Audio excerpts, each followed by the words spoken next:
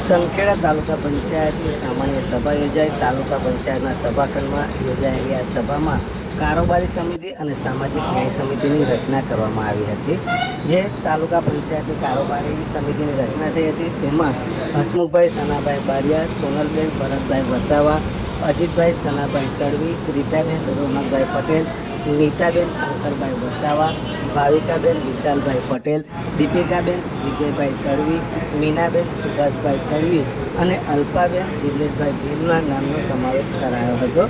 જ્યારે સામાજિક ન્યાય સમિતિની જે રચના થઈ હતી તેમાં દિનેશભાઈ ગિરધરભાઈ રોહિત, કનુભાઈ વીરાભાઈ તડવી, ઉર્મિલાબેન રશ્મિકાંતભાઈ વસાવા, નરપતભાઈ મણીલાલ તડવી અને ગણપતભાઈ કાળુભાઈ તડવીના નામનો સમાવેશ કરાયો હતો। તાલુકા પંચાયતની આ સામાન્ય સભામાં કારોબારી સમિતિ અને સામાજિક ન્યાય સમિતિની રચના ઉપરાંત કેટલાક સભ્યો દ્વારા તાજેતરમાં જે આવાસો મંજૂર થયા અંગેની અટકળો વહેતી થઈ હતી એ આવાસો મુદ્દે રજૂઆતો કરી હતી। જોકે આ આવાસો મંજૂર કરવાની સત્તા ગ્રામ પંચાયતની ગ્રામસભાને હોવાનું તાલુકા વિકાસ અધિકારીએ જણાવ્યું હતું।